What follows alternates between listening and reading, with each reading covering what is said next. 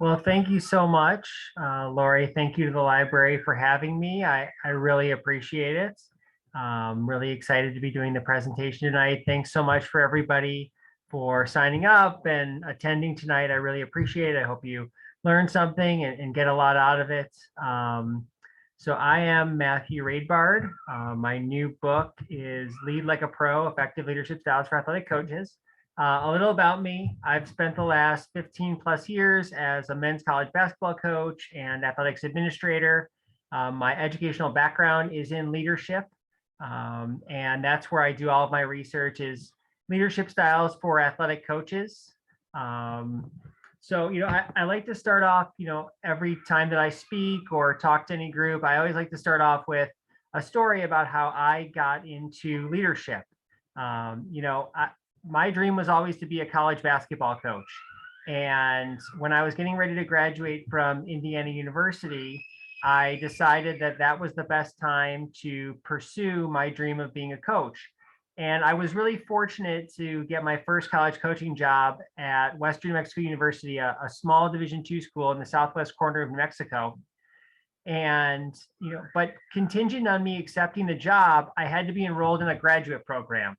And so I really wasn't interested in going to graduate school. All I wanted to do was coach. But if that's what I had to do to kind of follow my dream, I was willing to do it. So after accepting the job, I quickly got a book and studied, took the GRE, sent my transcripts in, applied, wrote an essay. I did all that really great stuff to hopefully be admitted to the master's program. And I was admitted. And I went out to New Mexico. I was living in Chicago at the time, and I drove. It's about 24 hours, 1,600 miles. I drove out to Silver City, and I never forget on my first day, my head coach walking me around in the morning, introducing me to everybody, showing me my office, settling in, and he took me out to lunch. And then after lunch, I went to go meet with my academic advisor. And when I was meeting with her, she told me that based on my undergraduate degree, which is in history and classical studies, so nothing very applicable to coaching, that there were only two graduate programs that I could realistically get into and see through to the end. One was counseling and one was educational leadership. And I really didn't care which program I was in. I just wanted to be enrolled in a program so I could coach. So we took the two descriptions, put them side by side, and we just did a pros and cons. We went through both, looked at the different courses, thought about how they might be applicable to what I was doing in coaching. And I could see how both of them could benefit me as a coach. And I wasn't really sure which one I was going to end up doing until we got to the end of that conversation. And that was when we went through the timeline to graduation. And educational leadership was 2 falls, 2 springs, and I was done. Counseling required an additional 6-hour summer internship. So based off of that, I decided on educational leadership.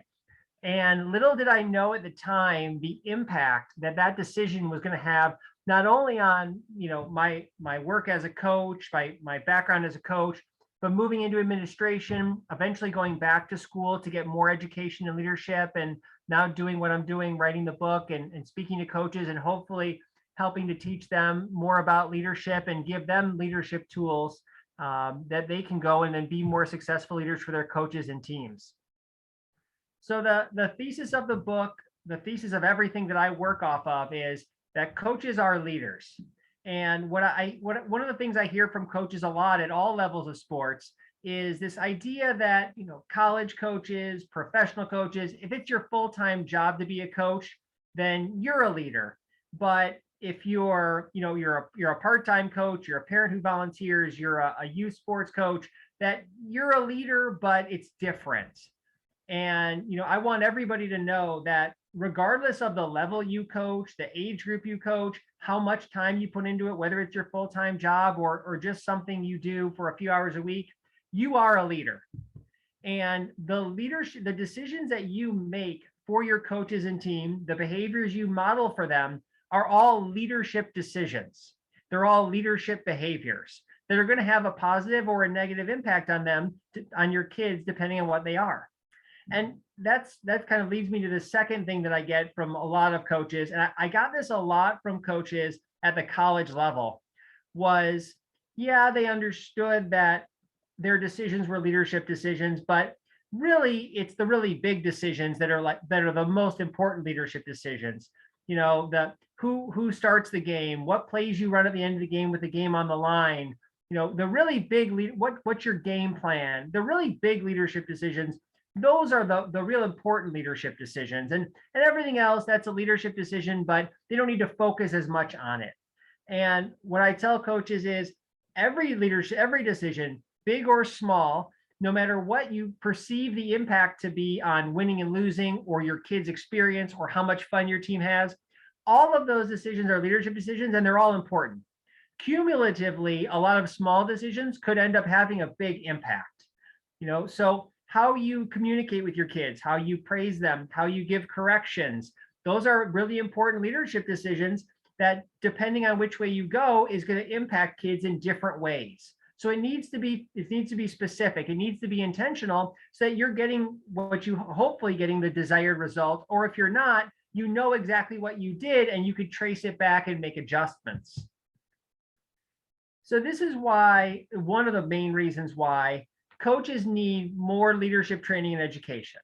You know, when I was a college basketball coach and I was at the Division I level for a decade, and I constantly thought to myself, I need more leadership training. I need more leadership education. I looked for it everywhere.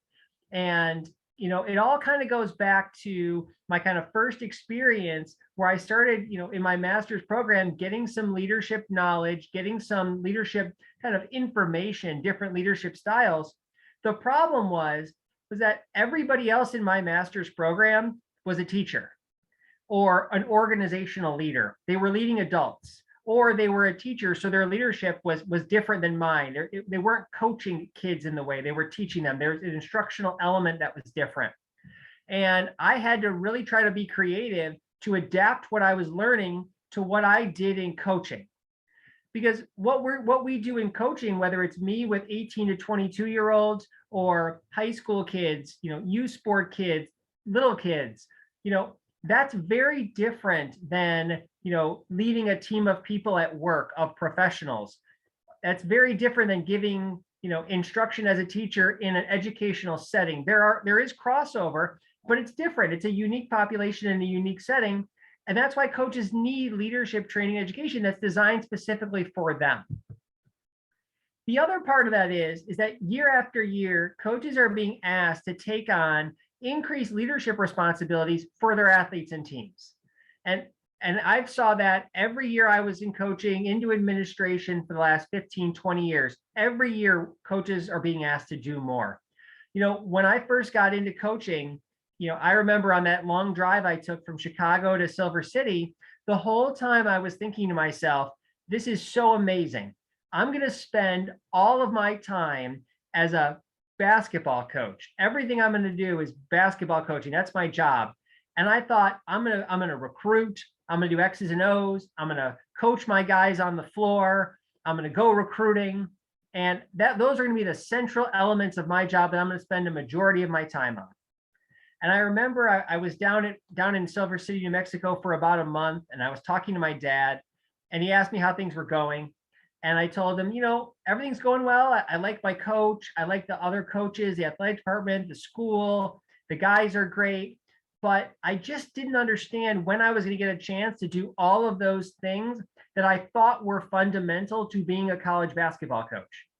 I was at that point spending a majority of my time doing so many other things, taking on so many other leadership responsibilities. You know, I was a class checker, a mentor, a friend, a chauffeur, a strength and conditioning coach. I was wearing all of these other hats.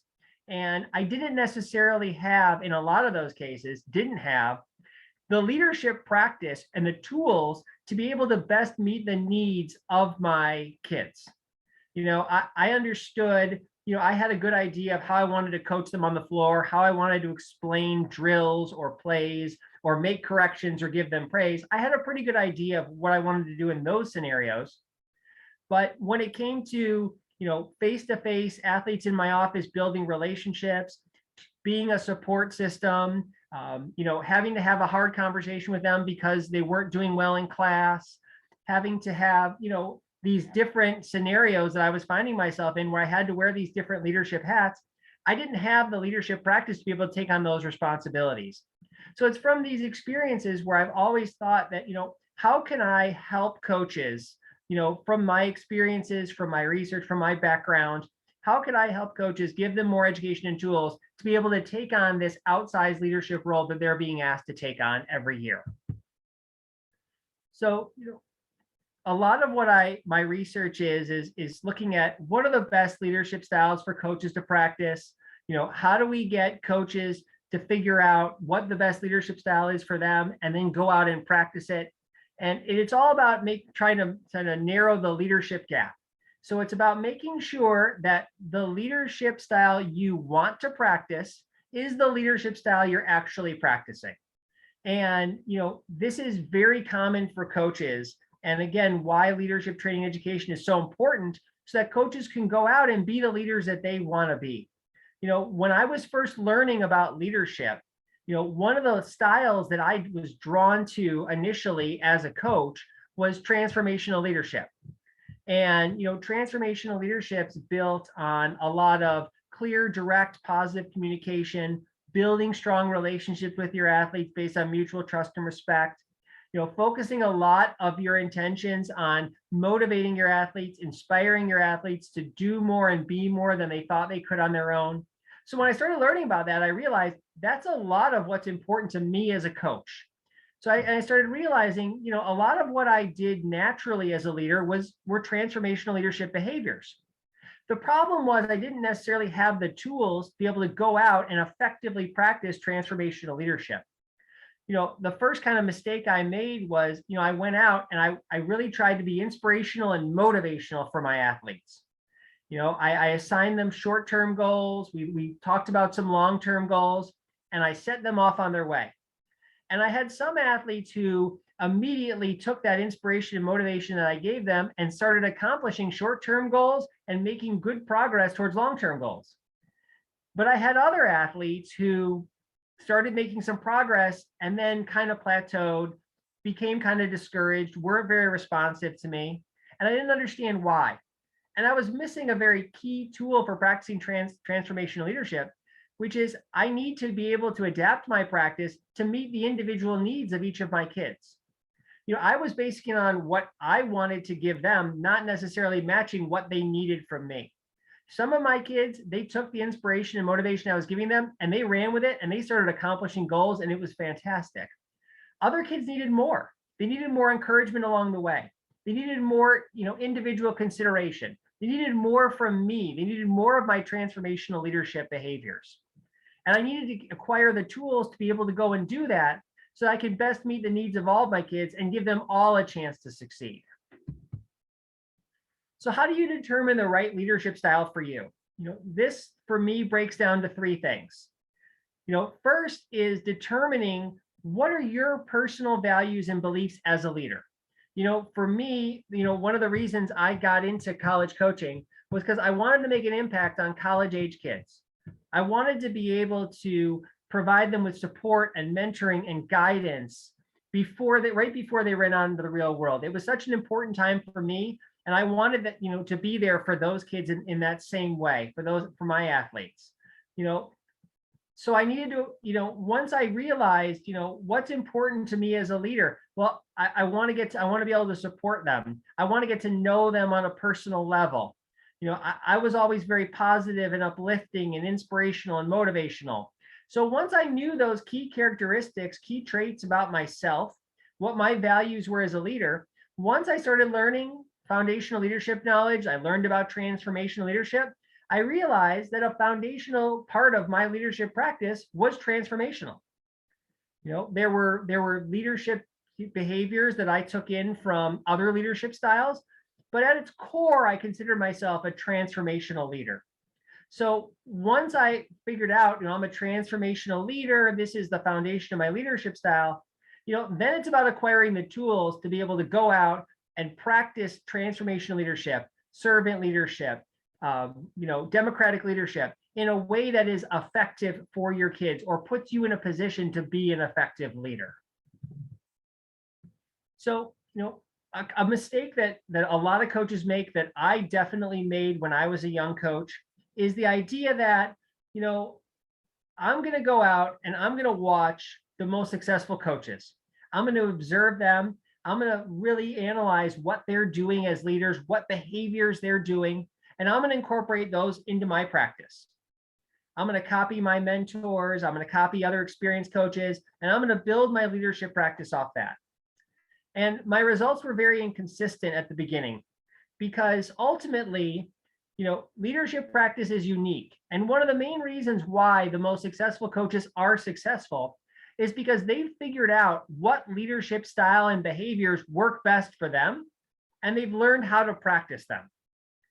And that doesn't necessarily mean that those leadership styles are going to be right for me, because I can't tell anybody, and I don't in the book, I don't tell anybody, go and practice this leadership style to be successful. That there's no way for anybody to do that. Everybody practices a different leadership style. Everybody incorporates different elements of different leadership styles into their behavior. Nobody really practices only one leadership style. You know, even though I consider myself to be a transformational leader, I also practiced elements of servant leadership, democratic leadership. I pulled those behaviors in to build my unique leadership practice. And ultimately, that's how you're going to be successful, is building that leadership practice that's unique to you based on your values and beliefs, and then going out and practicing it. So all this is based on the idea that once coaches have acquired foundational leadership knowledge, they know what type of leader they want to be, now they can make intentional leadership choices. And the reason why intentional leadership choices are so important is because they're what ultimately gets you from asking yourself a bunch of key questions to what the answers to those questions are. So what I mean by that is, you know, I encourage coaches, start off the season, start your off season, whenever you're at the beginning of something, ask yourself these and any other questions that are important to you. You know, what's important to you as a leader? You know, what are your responsibilities as a leader? What are your goals for the team? You know, one of my goals every year that I was a college basketball coach was I wanted my guys to have a great experience. So, you know, knowing that, I asked myself what my goals for the team were, and one of my goals was for my guys to have a great experience. Now I need to take all of my leadership decisions and make them in pursuit of making sure my guys have a great experience. That's making intentional leadership decisions that get you from that point A question to that point B answer, or at least give you the best chance to get there.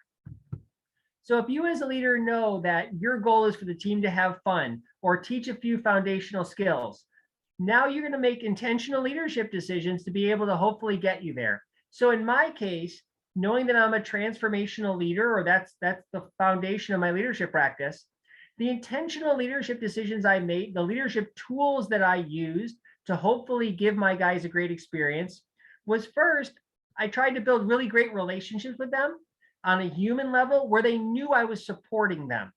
You know, that was so important to me. I wanted to build a relationship that transcended just the player coach on the court relationship, to where, you know, once they left school, we still kept in touch. We still had a great rapport. They still know that I supported them and was their fan.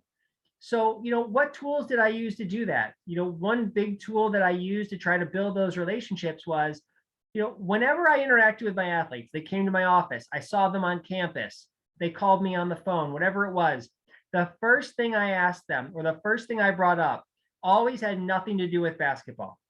You know, how's your family? How's class going? Have you seen this movie? Can you believe the weather? Anything that doesn't have to do with basketball. Because I wanted to establish that our relationship is not only based on basketball. I want us to have a real relationship. Yeah, it's player coach. We're not friends, but ultimately I'm still here to support you. And I want us to have a strong relationship. I want us to build a bond. And by doing that over time, you know, by building that relationship, you know, some kids it'll take longer than others. But when we got to the point where I could tell something was wrong with them, I got to the point where I could ask them, are you okay? As that first question. Is everything all right? What's going on here? Can we talk through this? And hopefully you get to the point where you've got a bond that you could really interact with your kids on that human level, and they'll let you in. That was a big tool that I used to try to accomplish that. So now I'm making really intentional leadership decisions using those leadership tools to kind of use my transformational leadership practice to build relationships with my kids and hopefully give them a great experience. So in the next part of the presentation, I'm going to talk about some different leadership styles that are really great for coaches to practice, that I think all coaches should know about, kind of be able to think about whether or not they kind of fit with your personal values and beliefs, and might be a leadership style, or there might be some elements of leadership styles that you want to try to incorporate into your leadership practice. So the first style is transformational leadership.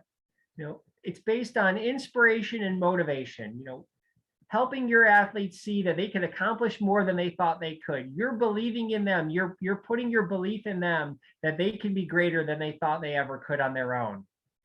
What are some tools you could use to accomplish inspirational motivation? Working to inspire confidence in your athletes, building up their confidence that they can do it. They can get there. You see it in them. It's there. Trying to motivate them. One tool that I used a lot in that realm was I always tried to say we with my guys when I was trying to motivate them, so that they knew I was invested in them and that we were in this together. We can do this. We can get past this. We can accomplish this. They knew that their success is my success. I want us to do this together, and I'm not just going to bail out on them when things get tough or they can't seem to get over the hump. I'm going to stick with them. We're going to get through this together. Working to instill a sense of purpose in your athletes. As coaches, sometimes we take for granted that members of the team know their role or understand their purpose. Everybody from the leading scorer to the leading rebounder to somebody who doesn't play very much, they have a role to play. They have a purpose. For our guys who didn't play very much, I really tried to work hard to instill in them how much their kind of inspiration and motivation of their athletes from the sidelines meant. When somebody walked up the court, let's stand up and shake, give them a high five. Let's not just sit there, right? Let's cheer them on. Let's, when they come off, if you saw something, let's constructively tell them. Let's be active participants, even though we're not necessarily playing, and kind of help them understand that could still have a big impact on winning and losing. Having a clear, positive, and direct communication. One tool that I used a lot with my athletes as a transformational leader was, whenever I was trying to give a correction or a criticism, I tried as much as possible to do it in a direct way, one-on-one. It's not always possible. Sometimes you got to give corrections on the fly or in a group, but I tried as much as possible to give it one-on-one. I was more comfortable giving it that way. And I noticed, a lot over the years that my athletes received it better generally. A lot of my athletes preferred corrections or critiques one-on-one. So I tried to meet that need within my transformational leadership practice. Also showing strong support for your athletes, being optimistic, enthusiastic, uplifting. It's not always about inspiration, motivation. Sometimes it's about cheering your kids on, just rooting them on. That them seeing that from you can have an enormous impact as a leader. Another leadership style that's really great for coaches to practice is servant leadership. And me personally, I think everybody who makes the decision to become a coach is practicing, at least to a small extent, servant leadership. Inherently, servant leadership is about putting the needs of others above your own. And when you make the decision to be a coach, you are inherently signing up to focus your energies on making others better, by helping teach others, by helping others learn, grow, and develop. And to me, that's a servant leadership behavior. Servant leadership is also about modeling great behaviors, unselfishness, empathy, teamwork, listening, inclusion, making sure that everybody on the team understands the role that they play and how important it is. Everybody's included, everybody feels safe, everybody's important. We all need to work together. This team can't accomplish as much as it ultimately we hope it can without everybody's involvement, without everybody's engagement and contribution. And these are so important. These type of behaviors are so important for a coach to model, because our athletes at all levels are like sponges. They see what we're doing, and sometimes without even knowing, they take those behaviors and they put them right back out toward us. I've seen it so many times with how I communicate. If I'm kind of, communicating in a way that is very positive and uplifting, I'll notice my athletes over time, their communication styles shift to being more positive and uplifting. And it can go the opposite way too, which is why it's so important that we're really focused on practicing those behaviors intentionally and as the ones that we really want to practice. It's also about working to enhance and develop the leadership abilities of all team members. And I think this one is particularly important, and I want to talk about it for a minute and give you what I think is a really great tool to hopefully, practice it within your team, or at least try it. Developing the leadership abilities of our kids is so important, but as coaches, it's our natural instinct oftentimes to be the leader and kind of fill the leadership vacuum. So, what I mean by that is when a really great play happens on the court, on the field, oftentimes as coaches, our natural instinct is to immediately praise it. Or if something very clearly happens that was incorrect, immediately correct it. And that's perfectly natural. I did that constantly as a coach. I think it's most coaches do that. I've seen it at the highest levels of sports. But one thing that it doesn't do is allow your athletes to step into that leadership space themselves. And it can kind of get in the way a little bit of them growing their leadership abilities. So what I would encourage you to do is, when you see something happen that's really good, or you see something happen that's a very clear mistake or needs to be corrected, give it a second. Give your athletes the opportunity to step into that space themselves and take on a leadership role. Give them the opportunity to praise one another, give them the opportunity to correct one another. And again, you want to monitor that it's in a constructive way, and hopefully build their leadership practice and get more comfortable being leaders from those opportunities. If you try that and you find that none of your kids stepped into that space, I would try picking out a time where somebody did something really well and then trying to prompt them. More times than not, or almost all the time, there are kids there who know what the really great play was that you're asking about. They're just not yet comfortable stepping into that space. So if you prompt them, if you say somebody did something really well at this time, who knows what it was? Over time, kids will hopefully get more comfortable stepping into that space and will eventually do it on their own. And when kids are leaders to each other, the impact is amazing. Being praised by your peer, being corrected by your peer in a constructive way, it's so important for building team culture. It's so important for the foundations of leadership practice for your kids, building their leadership practice to hopefully continue to build over the years into whatever they end up doing. It's fostering that is so important. And I'll tell you, the most successful teams that I coach, team that won championships, the most leadership on that team came from the athletes and the least leadership came from the coaches. And every year at the start of the season, I would tell our teams, if we're going to be successful, a majority of the leadership by the end of the year needs to come from the kids, not the coaches. They're the ones playing. They're the ones communicating with each other on the court or the field. They're the ones making these quick decisions. They're the ones in these moments. And them having that leadership practice is so important. And that's at all ages. It's never too early to start trying to work on the leadership abilities of your kids. The next leadership styles I grouped together because they're competing leadership styles: democratic leadership, autocratic leadership. So starting with democratic leadership, it's a leadership style that's predicated on exactly what it sounds, right? You're soliciting, you're listening to, you're considering, you're valuing the opinions, thoughts, and ideas of all team members before making team-related decisions. So what this does is it gets everybody engaged. It hopefully increases buy-in from whatever that decision is, and also the direction and vision that you have for the team. It builds a culture that's hopefully based on mutual trust and respect because you're taking into consideration everybody's opinions, you're trusting them. And that's really important.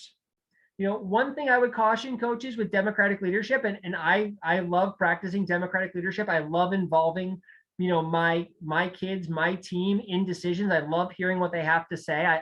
That just for me is so important. But one thing I would caution coaches is, when you practice democratic leadership, it is a representative or a responsive democracy where everybody's giving their thoughts, opinions, and ideas, but it's not a voting democracy. So, you're the coach. You are responsible for making team decisions and you're responsible for their outcomes. So ultimately, if you solicit everybody's thoughts, opinions on and ideas on the team, and the kind of straw poll comes down 10-9 and you're in the 9, that doesn't mean that you should just go with what the 10 was. You want to take everybody's thoughts, opinions, ideas into consideration, and you may change your mind, or you may change your decision a little bit, or you may not at all. But ultimately, you're not going with a majority. Now, if you take a straw poll and it comes back 17-2, I still would not encourage coaches to just completely abandon their perspective and change their opinion to the majority. You can, you're within your right, but you still, as a leader, need to be comfortable with the decisions that you're making, even in a democracy. In that scenario, though, I would encourage you, reach out to a mentor, a colleague, somebody you trust, run the scenario, the decision past them, get their perspective to make sure you're looking at it from all the right angles.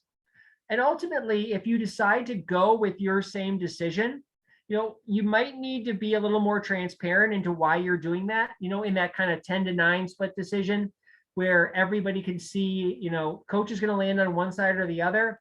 You don't necessarily have to explain yourself. You can if you want, but most kids are going to see that, okay, it was kind of split. Coach is just going on one side. Maybe you'll go on my side next time. Oftentimes that's not going to engender any type of hard feelings. But if it's, like we talked about 17-2, you may need to be transparent about how you really did consider their opinions, but ultimately you as the coach are comfortable with this decision and you feel like it's right and best for the team and you need the team to trust you. Without doing that, you may lose buy-in because your kids may feel like, well, coach already had in his or her mind the decision that they wanted to make. So ultimately, it didn't really matter what we all wanted. So just be kind of conscious of that and careful about it when practicing democratic leadership. On the other side of the coin, we have autocratic leadership. Autocratic leadership is a leadership style that, I think at different points in time, every coach has to be autocratic, right? In coaching, we have to make quick snap decisions. They're high pressure situations, and we've got to just go with our gut, go with our experience, go with, do a quick calculation in our head, make a decision. And that's autocratic. Even though I was a democratic leader, even though I wanted to get everybody's opinions, I couldn't always do it. Democratic leadership is more slow and deliberative, and I didn't always have that time. So even democratic leaders sometimes have to be autocratic and make decisions without getting the opinions of everybody. And that's okay. That doesn't mean you're no longer a democratic leader. It just means that, sometimes you have to make autocratic decisions. And again, as a coach, being transparent about that can be helpful. Letting your kids or your team know, look, I wanted to get everybody's opinions. I appreciate everybody's opinions. I just didn't have the opportunity this time, but I will in the future. If you tend to be more autocratic and less democratic, that's totally fine. Again, as a coach, you're brought in to coach a team based on your knowledge and experience. So it makes sense that as a coach, you would feel like you are best positioned to make decisions on your own. I think that's perfectly reasonable as a coach. But again, sometimes you may step into that democratic realm and get some different perspectives, and that's totally fine. Again, you could still be an autocratic leader or a democratic leader and kind of dip into the other leadership style depending on the circumstances. So the last leadership style that I'll talk about is transactional leadership. And I'm sure everybody who's kind of on this program tonight has had a coach who practiced elements of transactional leadership. And it's about setting clear standards and expectations up front, and then assigning usually short-term goals and trying to accomplish them through a rewards or punishment system. So, the idea being, me as a basketball coach, I've decided, I really want us to increase our shooting. It's really important to me that we become a better shooting team. I've tried everything. We've hit a plateau. And ultimately, I'm going to set up this rewards and punishment system to hopefully help us be better shooters. So what I've decided is I set up a drill where the team has to make 100 shots in 5 minutes. And if we make 100 shots in 5 minutes as a team, we can move on to the next drill and we can get a water break. If we don't make 100 shots in 5 minutes, we have to run to the end of the court and back, and we have to do the drill again. So the idea being that the reward will motivate us to accomplish that short-term goal, or that the punishment will serve as a deterrent and then again motivate us to accomplish that short-term goal because we won't want that punishment. I think this is a leadership style that's less commonly practiced now than it was in previous generations for athletes. I still think it can be effective, particularly when it's practiced intermittently to accomplish short-term goals. When you've hit a plateau, you want to try something different. And when you focus on the rewards aspect of it, kids today, they respond best to positivity as opposed to kind of that negative reinforcement. I also think when you pair it with another leadership style like transformational leadership, so your kids see you actively cheering them and rooting them on, I think it can still be a very effective leadership style. So in the last part of the presentation, I'm going to talk about, what is a question that I ask myself constantly, to this day. I'm always asking myself this question, and a question that I get a lot from coaches at all levels of sports, which is, how do I know if my leadership style is working? So for me, this breaks down to, are you getting the answers to the questions that you had hoped for? As a coach, my goal is for my athletes to have a great experience. Are my athletes having a great experience? If I'm noticing that a lot of my guys aren't returning after the year, a lot of them are from previous classes are not staying in touch, they're not coming back and seeing us. Well, I can then think about what were the intentional leadership choices I made that were getting me to that outcome I didn't want. Well, maybe I wasn't investing enough in relationship building. Maybe I was closing my door too much. I wasn't focusing enough on asking my athletes questions about themselves and how they were doing. I was focusing too much on basketball. I wasn't supporting them in the way they needed.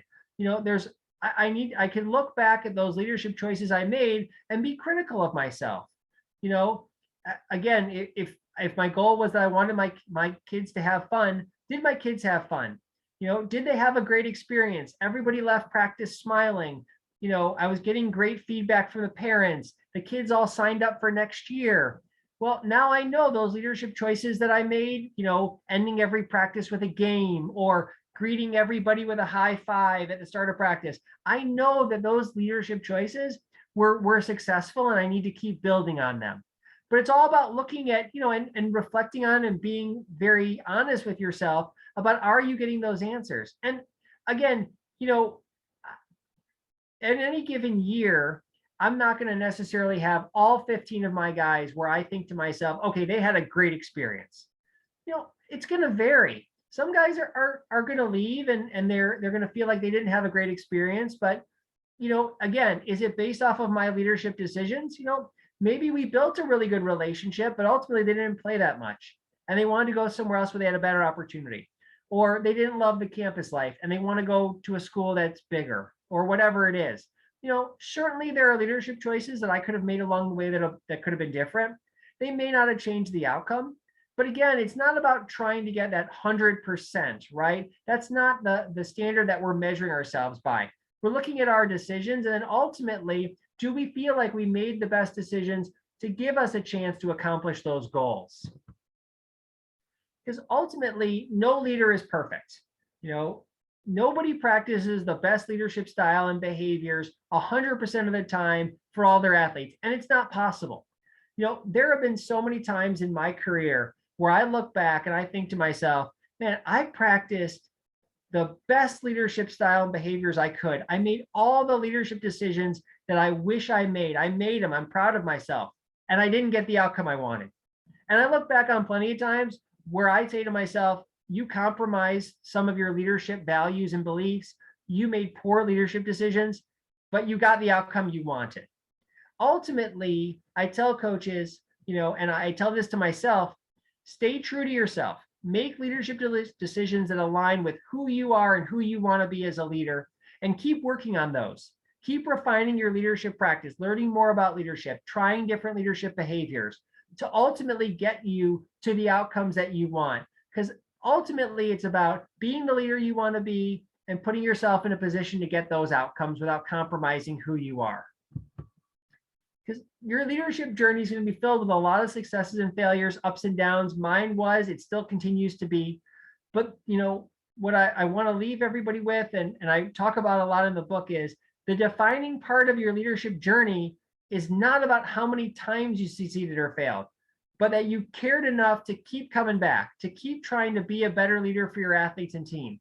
Ultimately, to me, if you're doing that as a coach, then you are a perfect leader. You are a great leader because you care enough about your kids and your team to keep trying to be a better leader for them.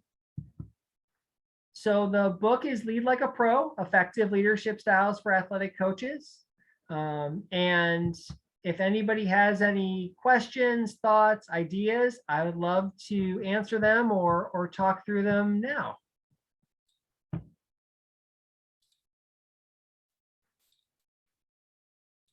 So if you have questions for Matthew, feel free to unmute yourself. I was curious, Matthew, you talked early on about the many hats that coaches are asked to take on in addition to their coaching responsibilities. Do you have tips on prioritizing what to take on and how to say no to those that distract from your personal goals as a coach? Yeah, that's a really great question, because I think about that a lot. And I think, the prioritization part of it is really important, because you can't necessarily do everything and be everywhere for everyone at all times. For me, I tried to focus on, what are the primary leadership responsibilities that I have that are going to most affect the support I can give my kids and the experience I can give my kids. So, and I think about that the same way with my team as well in administration. Ultimately, if I'm asked to wear hats that are pulling me away from supporting them, pulling them away from giving them a great experience or what they need, I try if possible to prioritize those lower, because by taking those hats on, I'm ultimately going to be giving less consideration to them, and they're my priority. Everything for them is everything that's going on with them is the priority for me. So I try to prioritize things that are going to affect my athletes or team the most. And ultimately things that, or things that I feel like are not going to have as much of an impact on them, I try to prioritize those lower. It can be competing at times because, sometimes, again, with sports or with organizational leadership, there's priorities that are given to you. And then I think, it's a balancing act to try not to kind of take away from the support or consideration you give your kids or your team to be able to take on those additional roles. So I think you got to be very mindful there. And also, at times, if you have to do it, I encourage coaches, leaders to just be transparent about it. If you're not able to give the support or the energy that you had previously, just be transparent about how there's other things you have to do, but that doesn't mean that you don't care as much about the team or your athletes as you did previously. It's just sometimes, situations and priorities just have to change for factors that are outside of your control.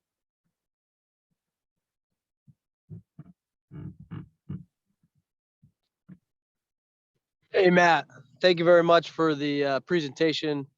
Thought you did a great job. Appreciate listening to you. Quick question. I think a lot of your work was done as an assistant coach.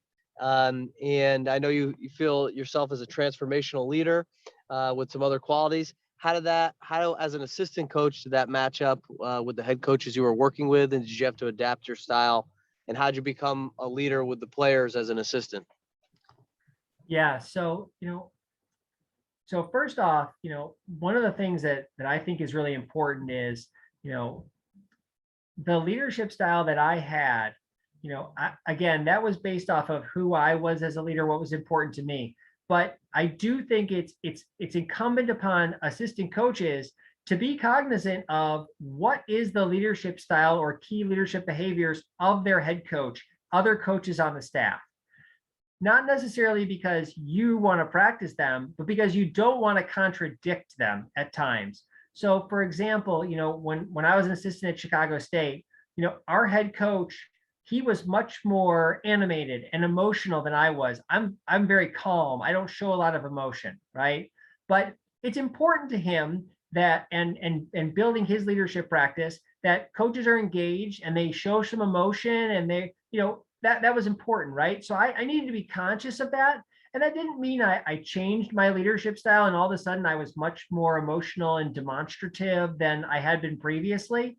But I did try to incorporate some of those elements at times, maybe be more enthusiastic, be more inspirational, motivational, more positive, just to show my emotion in a different way that was still true to who I was as a leader. So I encourage you to try to do that when you notice there are those areas that are important to your head coach leadership practice. Because again, it then supports that culture that they're trying to build. It supports their leadership practice as well. When it comes to finding your voice or finding your leadership voice as an assistant coach, for me that took a lot of time. But ultimately, it's about being who you are with the kids. Being who you are with your team. Staying true to that. I've worked for a lot of coaches who, they spit out praise and critiques in front of the team, across the court, on the fly. That wasn't who I was. So my leadership was, I like to do it directly. I like to do it one-on-one. So, whenever I could, I'd take guys off to the side. Coach, I need to talk to him for a minute. I provide that correction or critique. I just demonstrate my leadership ability. Put them right back in or get them right back into the drill. So I tried to find other ways to kind of demonstrate my leadership or be a leader. Same thing when we're going through team drills. Again, inspiration and motivation was big for me. I'm going guy to guy saying, you can do it. We're going to get through this. We can figure this out. We're going to accomplish this. So I'm working my leadership practice into the kind of team things that we're doing. I'm kind of building that up, and the guys are then getting to know what I'm about as a leader over time because I'm continuously practicing those things in the team setting.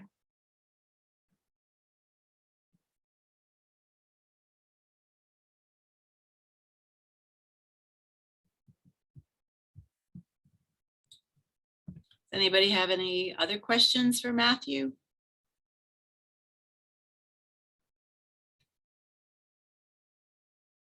It's your time to pick his brain.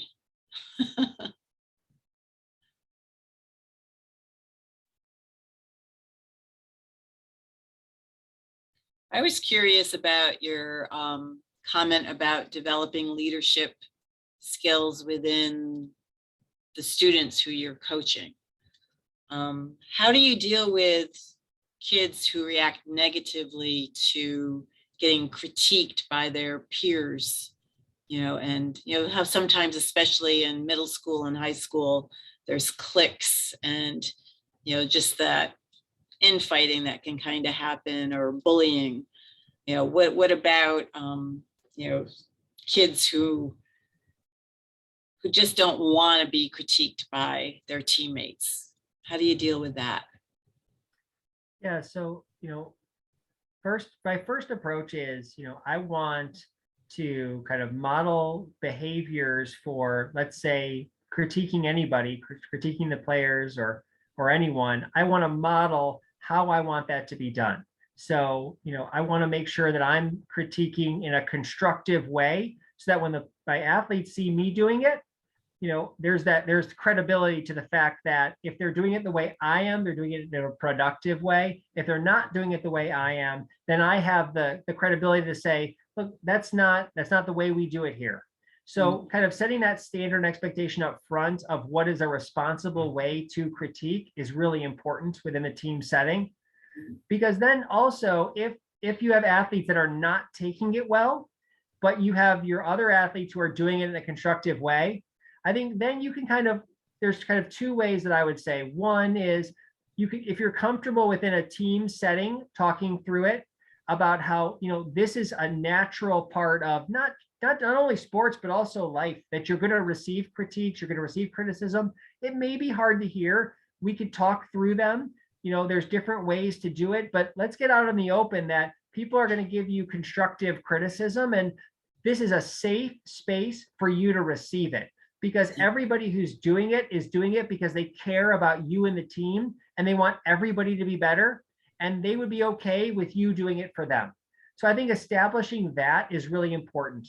I think if you have athletes that are just not taking it very well, or they're taking it very hard, or they have a personality where you're feeling like maybe they're becoming discouraged or picked on, or feel like they're being picked on, I think, that's a time where talking with that athlete one-on-one, talking through it is important. You don't want to discourage your other athletes' leadership abilities, but I think talking through it one-on-one with that athlete, maybe you taking more opportunities to fill that leadership space instead of the athletes, and kind of step in before your athletes have the opportunity to provide critiques or criticisms to that player, even if it's constructive, can be helpful. You interceding a little bit. So you may kind of need to be a little more honed in on what that athlete's needs are, kind of what they're going through. But that's kind of what I would say for kind of working through some of those dynamics in a team setting. And I think particularly when kids are younger, they don't necessarily understand. So kind of talking through it more, making sure they know it's a safe space, I think is really important.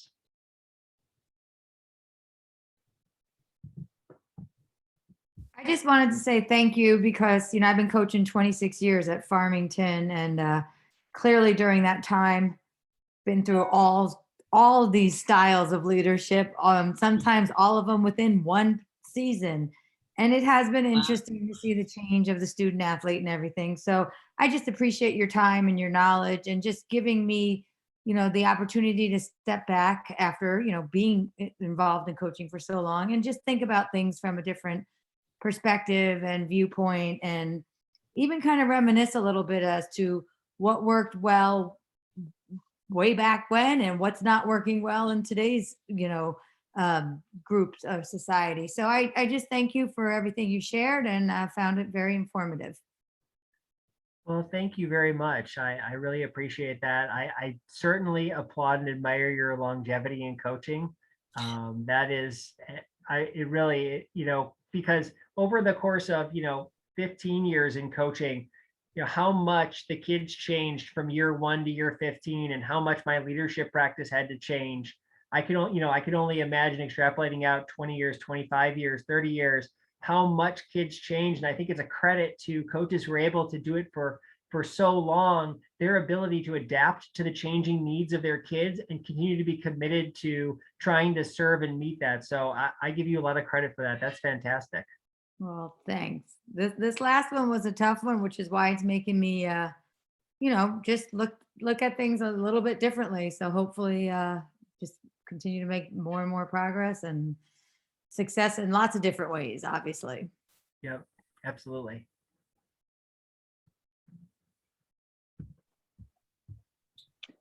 Matt, I'll ask a quick question. I come from, the hat I'm wearing tonight is from a president of a youth sports league.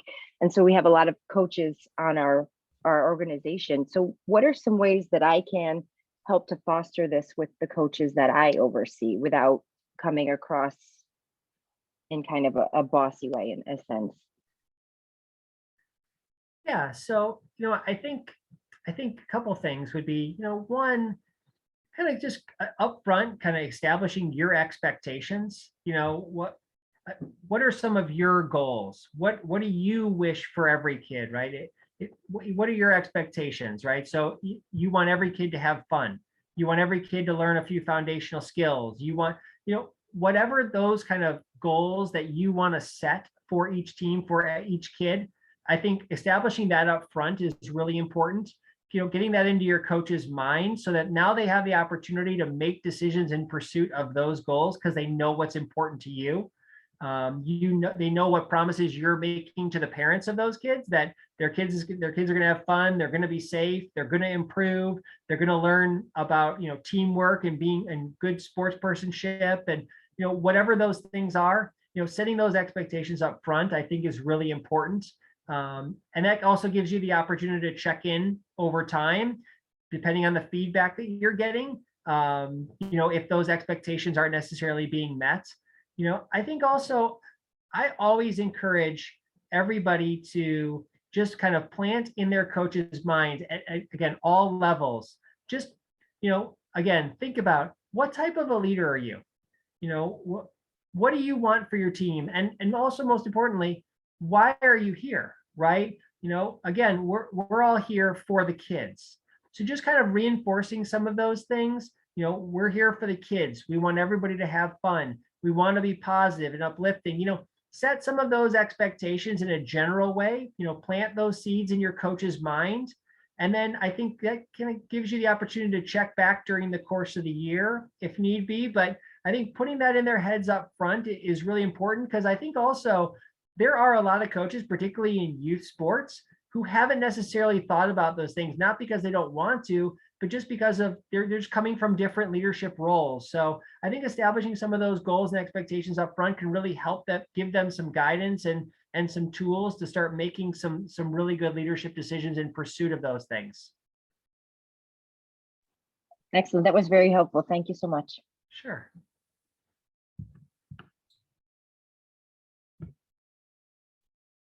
Well, it's 7:30, so I guess it's time to wrap up.